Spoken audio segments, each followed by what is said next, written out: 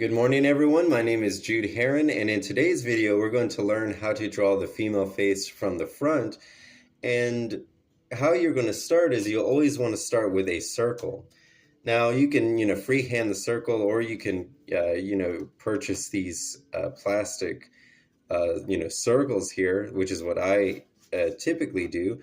Only really because it's easy, right? It's easy to do this. The problem is well, your circles are quite fixed. So, if you're starting out, getting your hand on these are pretty useful. But over time, the more you use them, the more you get used to drawing circles, and then you could freehand them after, drawing for a long time. So you put down your circle. Now, what you'll notice, I've already split the page down the middle.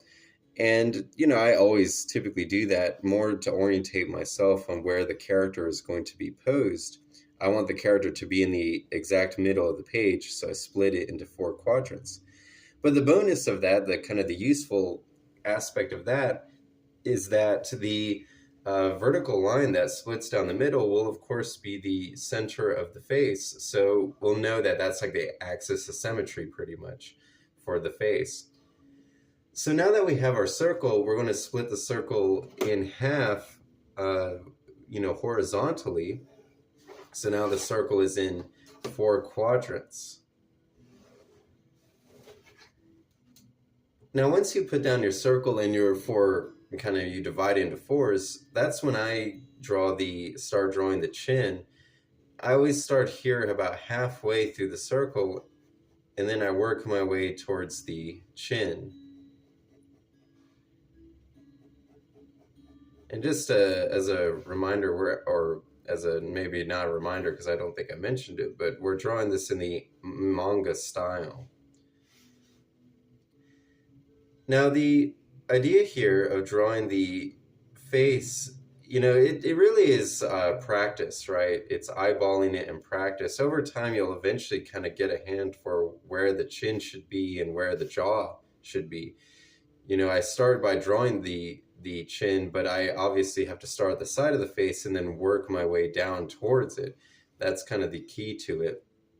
And as you practice, you'll eventually kind of get a sense of where the jaw should be. Typically, the jaw, should kind of land where the distance here to here should be somewhat greater than the distance from the jaw to the chin. So the chin and the jaw are kind of closer together than this distance here. So now that we have the foundation for the face, what we're going to do next is we're going to draw the neck. And because this is a female character, I usually have to kind of give the character a more slimmer neck, right? But again, it depends on your style. That's why I'm a little hesitant to say that because, realistically, the chin, why do I keep wanting to say chin? That's so strange. The neck is is not that much thinner, right, in real life. At least depending on who you're drawing, right? And just draw a little bit of the shoulders just to give a sense of the character, right? That the character is not just a, head and neck, we actually have shoulders here. All right, so let's see. So the next thing I do is I actually always want to get a sense of where the ears are located. So I'm going to draw the ears in, or at least the general shape. Now that's where they're going to start here, right? Where the circle and the side of the face meet. That's where the top of the ear should go.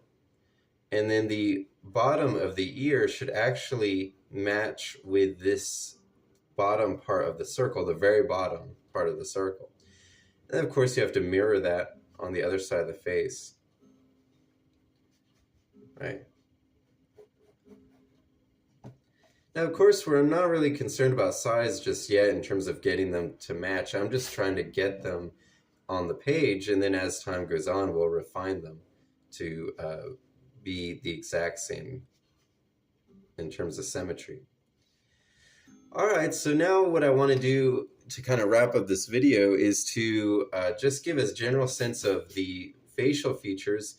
The eyes, you know, and that's why I said about the ears is sometimes we may actually have to extend them a little bit upward because what you'll see is, at least for this style, the eyes are going to sit right on this line here, or at least right below it, and the top of the ear should line up with the eyes, while the bottom of the ear should line up with the nose, and then the mouth is going to sit right here.